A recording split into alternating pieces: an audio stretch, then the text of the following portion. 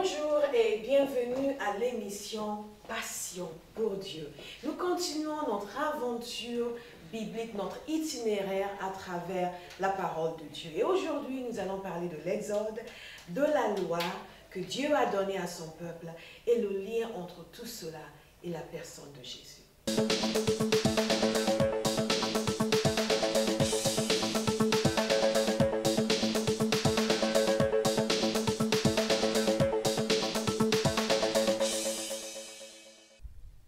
Bonjour, nous allons continuer aujourd'hui notre itinéraire biblique. Vous vous souvenez certainement, nous avons commencé en parlant de la création, de la relation que Dieu a désiré avoir avec l'homme. Nous avons parlé de la chute, de cette séparation ô combien malheureuse qu'il y a eu entre l'homme et Dieu. Mais nous avons aussi parlé du fait que Dieu n'a jamais cessé de nous aimer. Il n'a jamais cessé de trouver le moyen de maintenir une relation avec l'homme. Il a donné la promesse d'un sauveur qui allait venir, qui devait amener la réconciliation entre Dieu et les hommes. Et il y avait toute une période de préparation pour la venue du Messie. Je pense que je vous ai déjà partagé le fait qu'un jour nous étions dans la rue en train de discuter avec les gens pour parler de Jésus.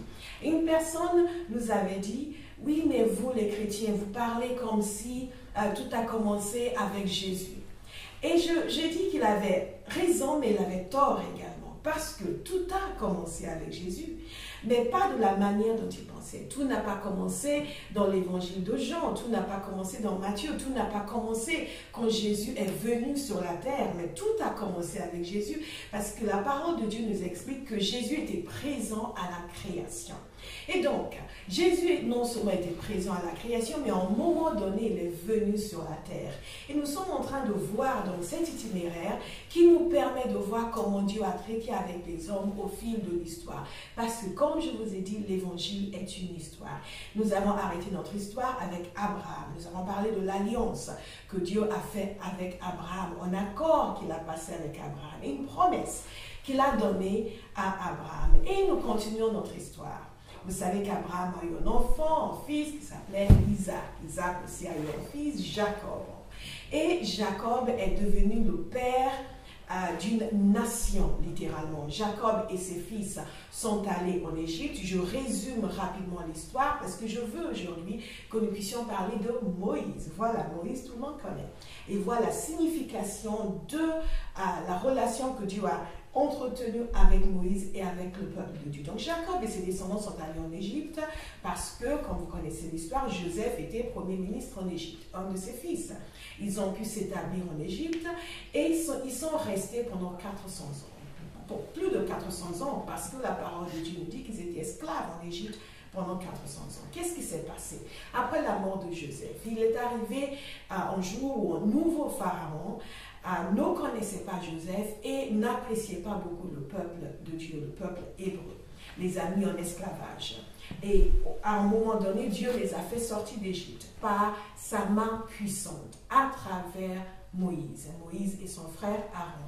Je vous encourage à lire Exode, vous allez voir toute l'histoire. Mais ce que je veux appuyer aujourd'hui, c'est la puissance de Dieu qui a fait en sorte qu'ils ont pu sortir d'Égypte contre la volonté des Égyptiens et de Pharaon. Je vous ai parlé du fait que l'évangile est une histoire. Et Dieu, dans cette histoire de l'évangile, nous montre des individus qui ont servi la cause de Dieu et une nation qu'il a appelée à lui-même, qui a servi la cause de Dieu, à travers laquelle Jésus devait venir sur la terre. Mais il y a aussi autre chose sur laquelle j'aimerais attirer votre attention, c'est le fait que dans l'Ancien Testament, il y a beaucoup de figures de Jésus. Il y a beaucoup d'éléments qui préfigurent la venue de Jésus sur la terre. Dieu n'a pas décidé un jour, bon, mon fils va aller sur la terre, et voilà, et il vient tout de suite. Non, il a préparé sa venue. Et il y a des éléments que nous appelons des types, des images, des métaphores, sous l'Ancienne Alliance qui nous parlent de Jésus.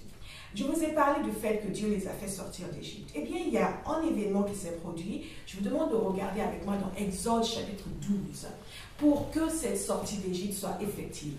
Après que Dieu ait, à plusieurs reprises, essayé de convaincre à Pharaon de laisser sortir le peuple de Dieu et qu'il a résisté. Il y a les plaies d'Égypte, il a continué à résister.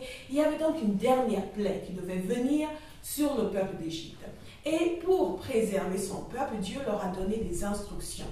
Les premiers-nés allaient être tués et il fallait qu'eux se protègent. Et comment devaient-ils le faire pour que l'ange de la mort ne les touche pas? Il a institué la Pâque.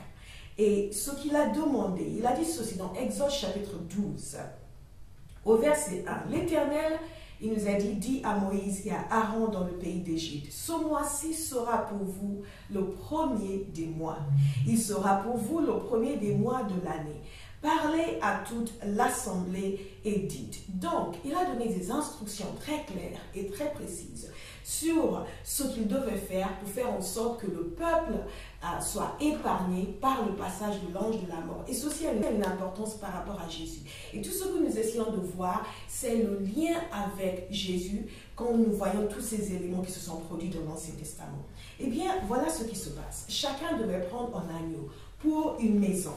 Et ensuite, cet agneau devait être un agneau au verset 5. Ce sera un agneau sans défaut, mâle, âgé d'un an. Vous pourrez prendre un agneau ou un chèvreau. Et donc, ce qu'il devait faire au bout d'un moment, c'était au verset 7, on prendra de son sang, de cet agneau, et on mettra sur les deux poteaux et sur le linteau de la porte des maisons, et on le mangera. Qu'est-ce qui se passe avec ce sang qui est mis sur les poteaux de la maison et sur le linteau de la maison? Au verset 13, le sang vous servira de signe sur les maisons où vous serez. Je verrai le sang et je passerai par-dessus vous. Et il n'y aura point de plaie qui vous détruise quand je frapperai le pays d'Égypte. Qu'est-ce qui est frappant dans ce passage? C'est qu'il y a eu l'aspersion du sang sur le linteau des maisons. Et qu'ensuite, l'ange de la mort est passé et ces personnes ont été épargnées. Pourquoi? Parce qu'il y a eu un sacrifice préalable qui a fait en sorte que ces gens n'ont pas été touchés. Eh bien, je vais vous lire un passage dans 1 Corinthiens chapitre 5 au verset 7. Et ce passage nous parle de Jésus. Et là, nous sommes dans le Nouveau Testament. La consigne est donnée au peuple de Dieu, faites disparaître le vieux levain, afin que vous soyez une pâte nouvelle, puisque vous êtes sans levain. Écoutez bien cette partie. Car Christ, notre Pâque, a été immolé. Ce sacrifice préfigure le sacrifice de Jésus. Le fait que Jésus, lui aussi, allait être immolé. C'est pour cela que nous appelons Jésus l'agneau de Dieu. Vous vous souvenez peut-être que lorsque Jean-Baptiste a vu Jésus, il a eu cette exclamation, voici l'agneau de Dieu qui ôte les péchés du monde.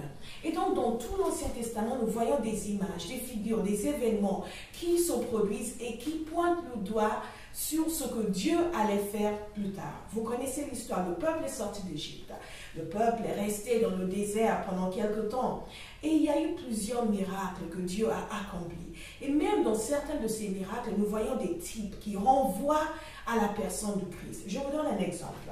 Il était un moment, le peuple était dans le désert, sous la main de Dieu, conduit par Dieu, mais n'avait rien à manger. Eh bien, c'était catastrophique. Ils ont commencé à se plaindre, ils ont commencé à demander qu'est-ce que nous allons manger. Eh bien, Dieu leur a donné la manne. Dieu a fait pleuvoir du ciel le pain qu'ils ont pu manger tous les jours. Et il a fait cela pendant les 40 ans qu'ils ont passé dans le désert. Eh bien, il y a une corrélation entre cette manne et la personne de Christ. Encore une image de l'Ancien Testament qui préfigurait la venue de Jésus. Je vous cite en passage. Jésus lui-même qui était en train de parler ici dans Jean. Dans Jean chapitre 6, du verset 48 au verset 50, Jésus dit ceci. Je suis le pain de vie. Vos pères ont mangé la manne dans le désert et ils sont morts. C'est ici le pain qui descend du ciel, afin que celui qui en mange ne meure point. Ensuite, il nous dit ceci, c'est ici le pain qui descend du ciel. Il n'en est pas comme de vos pères qui ont mangé la manne et qui sont morts. Celui qui mange ce pain vivra éternellement. Je vais vous donner encore une autre image dans l'Ancien Testament et pendant cette période de l'histoire du peuple de Dieu qui renvoie encore à la personne de Jésus. Eh bien, ils étaient dans le désert, ils continuaient à avancer. Ils sont arrivés dans un endroit qui s'appelle Réphidim. Et dans cet endroit, il n'y avait pas d'eau à boire. Évidemment, vous imaginez tout ce monde qui est sorti d'Égypte, 30 millions plus ou moins de personnes. Pas d'eau à boire, les gens ont commencé à s'affoler, ils étaient catastrophés, ils ont commencé aussi à se plaindre et à murmurer. Imaginez Moïse, le pauvre Moïse, en général, qui s'est découvert général, qui n'imaginait pas qu'il allait jouer ce rôle. Il ne savait pas quoi faire, mais Dieu avait une solution. Et je vais vous dire aujourd'hui que quelle que soit la situation dans laquelle vous vous trouvez, Dieu a une solution. Dieu a toujours une solution. Là, dans le désert, ce peuple, ce nombre de personnes, comment leur donner de l'eau à boire? Eh bien, voilà ce qui se passe. Dans Exode chapitre 17, au verset 6, Dieu parle. Il dit ceci, « Voici, je me tiendrai devant toi sur le rocher d'Horeb. Tu frapperas le rocher. » Il y avait un rocher dans cet endroit. Dieu donne des instructions à Moïse. « Tu frapperas le rocher et il en sortira de l'eau. Et le peuple boira. » Et Moïse fit ainsi aux yeux des anciens d'Israël. Dieu a fait sortir l'eau du rocher. Nous avons vu quelques miracles que Dieu a fait pour son peuple. Et par ailleurs, si vous êtes de ceux qui ne croyaient pas aux miracles, sachez que c'est une chose naturelle pour Dieu que d'opérer des miracles. Parce qu'il est Dieu. C'est dans sa nature de faire des choses surnaturelles. Cela ne demande même pas une grande foi que de croire que Dieu fait des miracles. S'il n'était pas capable de faire des miracles, il ne serait pas Dieu. C'est dans sa nature. Eh bien, Dieu a fait tous ces miracles. Il a fait sortir l'eau de ce rocher pour que tout ce peuple puisse boire. Eh bien, je vais vous dire, dans le Nouveau Testament, il y a une référence à ce rocher. Dans 1 Corinthiens 10, verset 4, qu'est-ce qu'il nous est dit? Il nous est dit qu'ils ont bu le même breuvage spirituel, en parlant des pères dans le désert. Ils ont bu le même breuvage spirituel, car ils buvaient à un rocher spirituel qui les suivait. Écoutez bien, et ce rocher était Christ. Nous sommes en train de voir Jésus dans l'Ancien Testament. Nous sommes en train de voir que la venue de Jésus sur la terre était préparée d'avance par Dieu. Nous sommes en train de voir que si la venue de Jésus sur la terre a été préparée d'avance par Dieu, c'est parce que c'était nécessaire. Et beaucoup de personnes ne comprennent pas pourquoi elles ont besoin de Jésus. Et souvent, je dis aux gens, vous savez, Jésus n'était pas maso. Si ce n'était pas absolument nécessaire, il ne serait pas venu pour mourir pour nous. Parce que la mort de Jésus n'était pas un meurtre, c'était un sacrifice, c'était un don de lui-même. Et bien, nous continuons avec notre histoire. Le peuple a continué dans le désert et il y a un moment où il est arrivé au mont Sinaï. Et c'est passé quelque chose d'extraordinaire au mont Sinaï, qui est fondamental pour la compréhension de l'évangile et pour la compréhension de la relation que Dieu a avec son peuple. Dieu a fait une alliance avec ce peuple au mont Sinaï.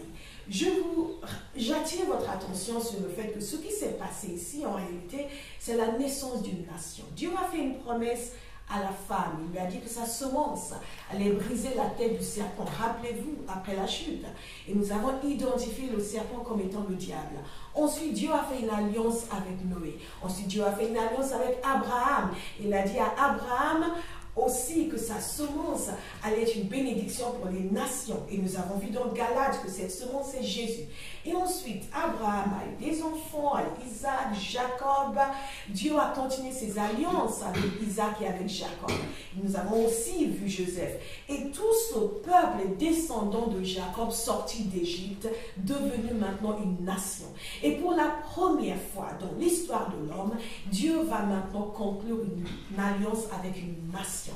Et donc au mont Sinaï, et c'est pour cela que ceci est important, Dieu manifeste sa présence.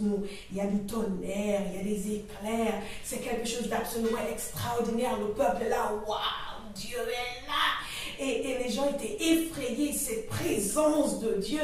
Et Dieu voulait que les gens soient conscients de sa présence. Parce que, rappelez-vous, ce peuple a vécu plus de 400 ans d'esclavage au milieu d'un peuple polythéiste qui avait beaucoup de dieux.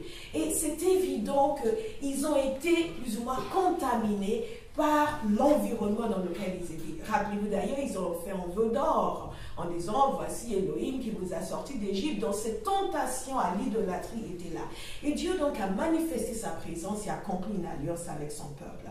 Dans Exode 19, verset 5, Dieu leur dit ceci, si vous écoutez ma voix. Et je vous dis la même chose, si vous écoutez sa voix. Dieu est constamment en train de nous appeler à écouter sa voix. Si vous écoutez ma voix, Et si vous gardez mon alliance, vous m'appartiendrez entre tous les peuples, car toute la terre est à moi.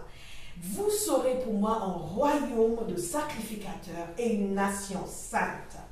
Et donc, voici les paroles que tu diras aux enfants d'Israël. Dieu s'adresse à Moïse, il dit, il faut que tu dises ceci au peuple. Et les gens ont dit, nous sommes bien disposés, nous voulons te suivre, nous voulons obéir, nous voulons faire ce que tu veux. Ils ont exprimé leur désir de suivre Dieu.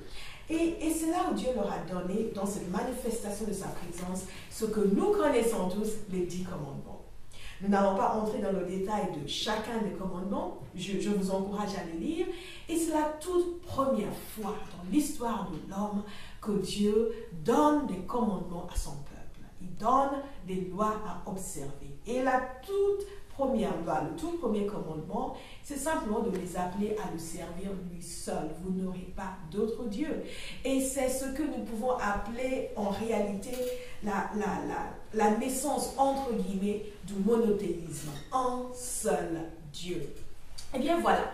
Et ce peuple a accepté, a dit qu'il allait suivre les commandements de Dieu. Il y a eu d'autres lois qui leur ont été données, des préceptes sur la vie au jour le jour.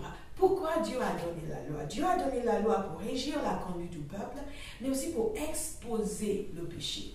Parce que vous savez, quand il n'y a pas de loi, nous ne sommes pas conscients que nous avons violé la loi de Dieu.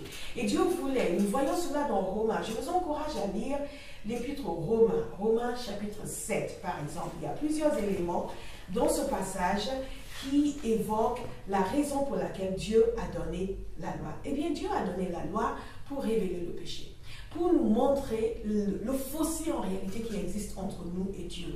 Dieu demande à l'homme de vivre dans la sainteté. Depuis la chute, nous nous sommes éloignés de la sainteté. Rappelez-vous, nous avons vu le fait que le péché a commencé à prendre place sur la terre. Les cœurs des hommes devenus tellement mauvais, le meurtre est intervenu, toutes sortes de choses terribles sont intervenues. Et parfois, nous n'avons plus le sens du bien et du mal. Et Dieu seul a le sens parfait du bien et du mal. Et le but de la loi, c'était donc de révéler le péché de l'homme, de révéler à l'homme à quel point il était loin du compte. Mais en révélant à l'homme à quel point il était loin du compte, et pour ce faire, je vais simplement attirer votre attention sur un passage dans Romains chapitre 7, chapitre 3 cette fois-ci, du verset 19 au verset 20. Il nous dit ceci: « Or nous savons que tout ce que dit la loi, elle le dit à ceux qui sont sous la loi, afin que toute bouche soit fermée. » Vous voyez, que toute bouche soit fermée. Personne ne peut dire, moi je suis bien, moi je suis juste. Parce que même au jour d'aujourd'hui, si vous prenez les 10 commandements et vous évaluez votre vie à côté des 10 commandements, vous êtes obligé de dire, oups, je suis loin du compte. Et Dieu voulait que nous prenions conscience de cela. Et c'est en prenant conscience de cela que nous prenons conscience du fait que nous avons besoin d'un sauveur. Et donc, que toute bouche soit fermée et que tout le monde soit reconnu coupable devant Dieu. En réalité, c'est ça la vérité. Tout homme est coupable devant Dieu. Mais la bonne nouvelle, c'est que tout homme peut être déclaré juste devant Dieu. Et c'est pour cela que Jésus est venu. Tout homme sera reconnu coupable devant Dieu, car nul ne sera justifié devant lui par les œuvres de la loi. C'est par la loi que vient connaissance du péché.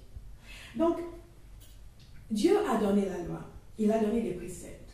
Et quand vous lisez dans Exode, dans Lévitique, vous allez voir des choses très détaillées sur la manière d'organiser la vie au jour le jour.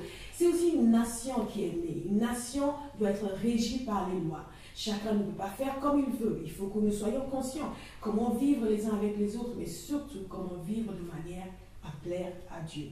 Il y a aussi un autre élément qui est très important dans cette période de l'histoire du peuple de Dieu, qui nous permet de comprendre le rôle que joue Jésus et qui nous permet de savoir que réellement, l'évangile est une histoire. Et une histoire qui a duré un certain temps. Et la venue de Jésus préparée d'avance. Je vous ai parlé de types, je vous ai parlé de figures, je vous ai parlé d'images dans l'Ancien Testament qui préfigurent la venue de Jésus, qui représentent ce que Jésus va faire sur la terre, qui permet aux hommes d'avoir tout de même une relation avec Dieu dans l'intérim, en attendant que Jésus vienne. Eh bien, il s'est passé quelque chose d'autre pendant cette période, c'est que Dieu a demandé à Moïse de construire un tabernacle. Encore une première. La toute première fois dans l'histoire de l'homme, où il y aura un lieu de culte à l'Éternel. Jusque-là, rappelez-vous, Abraham construisait des autels, il faisait des sacrifices, Isaac faisait pareil, Jacob faisait pareil, mais là, ils allaient construire un tabernacle. Et vous savez, c'est très intéressant, mais le tabernacle est l'objet le mieux décrit dans la parole de Dieu. Il n'y a pas un seul autre objet, un seul autre élément qui a eu la même description que ce qui a été donné au tabernacle. Et Dieu a été très précis. Dieu est très précis. Il y a beaucoup de gens qui pensent que Dieu fonctionne de manière spontanée, par coup de tête, mais alors pas du tout. Dieu est très précis. Il a donné des instructions très précises à Moïse sur la manière de construire le tabernacle. Et ça va nous intéresser, mais pour parler du tabernacle, je vais aller plutôt dans Hébreu. Et vous allez dire pourquoi parler du tabernacle dans Hébreu. Vous allez voir dans quelques instants. Donc Dieu dit à Moïse de construire le tabernacle. Moïse construit le tabernacle. Dieu a déjà préparé les gens qui vont faire le travail, à qui il a donné les compétences, à qui il a donné le moyen de faire.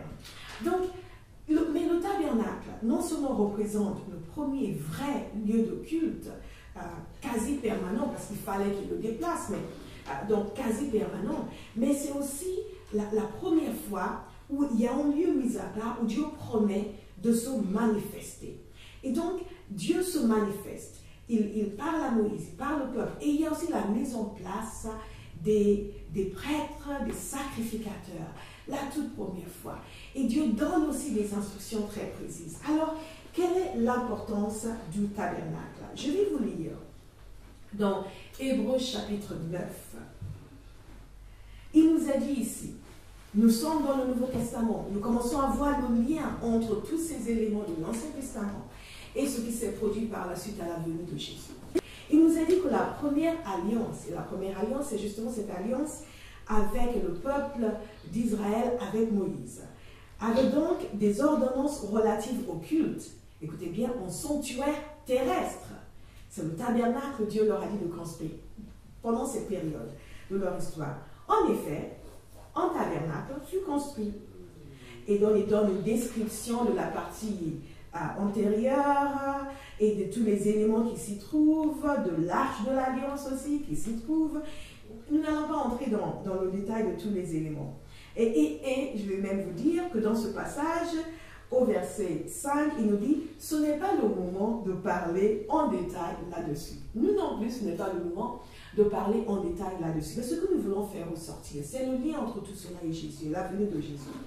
Il nous a dit que les sacrificateurs font le service en tout temps dans la première partie.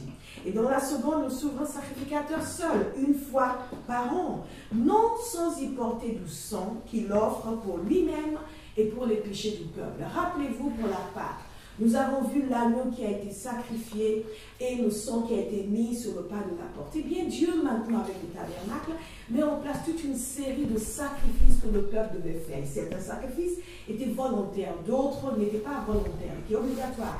Il y a le sacrifice pour le péché, par exemple, qui était obligatoire. C'était le moyen que Dieu a mis en place pour pouvoir continuer à avoir une relation avec les hommes, pouvoir pardonner, ou plutôt couvrir leurs péchés, en attendant la venue du Messie qui, une fois pour toutes, allait établir l'homme dans une relation avec Dieu et amener le pardon et la rémission du péché. Alors, qu'est-ce qu'il nous est dit ici? Ça nous donne le sens de ce que nous sommes en train de voir dans cette période de l'histoire. Donc, il nous dit que le second sacrificateur, il y va non sans y porter du sang qu'il offre pour lui-même et pour les péchés du peuple. Au verset 8, écoutez bien, le Saint-Esprit montrait par là que le chemin du lieu très saint n'était pas encore ouvert. Donc Dieu a mis en place tout cela pour avoir cette relation, mais le chemin n'était pas encore ouvert. Tant que le premier tabernacle subsistait. C'est un symbole. Voilà ce dont je vous parlais, les types, les images. C'est un symbole pour le temps présent. Il signifie que les dons et sacrifices présents ne peuvent rendre parfait. Donc, c'était au verset 11, mais Christ est venu comme souverain sacrificateur des biens à venir. Vous voyez que le tabernacle représentait ce qui allait être fait plus tard par Jésus, était une image. Et Jésus est entré une fois pour toutes et il a fait le nécessaire. Ensuite, je vous encourage, lisez tout ce 9e chapitre de l'Épître aux Hébreux. Ça va amener un éclaircissement. Verset 24, j'aime beaucoup ce verset. Il nous a dit ceci: Christ n'est pas entré dans un sanctuaire fait de la main d'homme, en imitation du véritable, mais il est entré dans le ciel même. Est-ce que vous voyez un petit peu le parallèle? Le tabernacle, les sacrifices, le souverain sacrificateur devait entrer dans le sanctuaire fait de la main d'homme. Mais qu'après, lorsque Jésus est venu, il est entré dans le sanctuaire véritable. Je pense que nous n'avons pas vraiment de temps, nous ne pouvons pas poursuivre sur ce point, mais ce que je veux vous laisser, c'est que Jésus est l'accomplissement de ce qui a été commencé ici. Et ce qui a été commencé ici est l'image de ce que Dieu voulait faire à travers Jésus. Les types, les images, les représentations qui pointent le chemin vers ce que Dieu voulait faire plus tard. L'évangile est une histoire, une longue histoire qui a commencé depuis le commencement. Le tabernacle, la loi, la Pâque, tout cela représente une période qui devait précéder la venue du Christ. Et quand Jésus est venu, il a amené l'accomplissement total.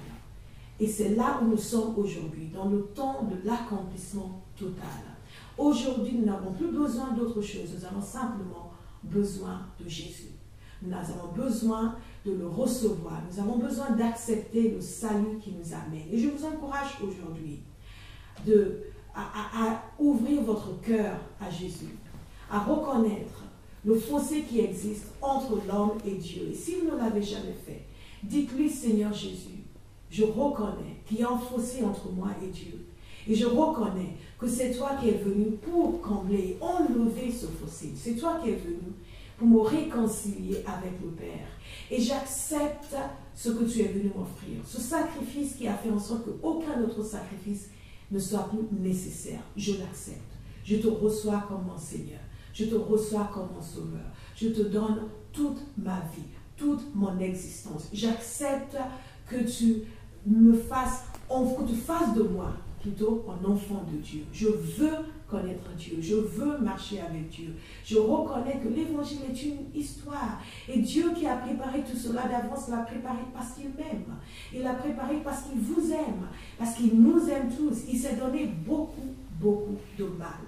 Parce qu'il veut que l'homme ait une relation avec lui. Donc, donnez votre cœur au Seigneur aujourd'hui. Si vous le connaissez déjà, c'est le moment de faire encore un engagement et dire: Seigneur, merci de t'être donné toutes ces peines pour moi. Je te donne tout mon cœur, je te donne toute ma vie et je vais te servir avec toute la force que tu me donnes. Que Dieu vous bénisse. Cette émission vous a été présentée par la compagnie Théophile, ministère interéglise fondé par Pasteur Bola Olivia au Guédénbe. Notre passion est d'annoncer l'évangile à travers missions, conférences, émissions télévisées, radio et Internet. Sur notre site, vous trouverez d'autres enseignements qui vont vous encourager, vous bénir et stimuler votre foi. Vous voulez devenir partenaire, nous soutenir en particulier dans la production de cette émission? Vous pouvez aller sur notre site www.compagnietheophile.org, nous appeler au 00 33 6 24 93 60 00 ou nous écrire à admin@compagnietheophile.org. La compagnie Théophile, la passion pour Dieu et l'amour du prochain.